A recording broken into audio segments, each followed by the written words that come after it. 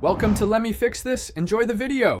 You begin by securing the watch face down on a soft pad. This prevents scratches and keeps small parts from bouncing away. Use the appropriate case opener, case knife for snapbacks or adjustable wrench for screwbacks, and position it at the notch.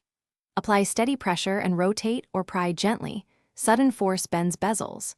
Once the back is off, make sure to note gasket placement and avoid touching movement with bare fingers so oils don't contaminate components.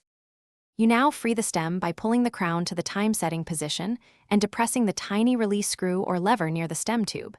This lets the stem slide out. Next, unscrew the movement holder screws and gently lift the movement using a movement stick or pegwood under the edge. Never pry from the dial face. Once removed, extract the battery with plastic tweezers. Note polarity and store parts in labeled trays so reassembly matches original alignment. You should remove the hands next. Place folded paper over the dial edge to protect it, then use fine hand levers to lift hour, minute, and seconds hands straight up to avoid bending.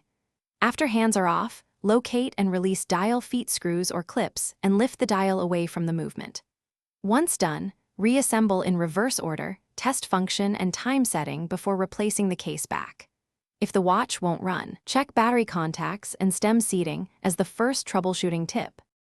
Thanks for watching. If you found this helpful, don't forget to like and subscribe.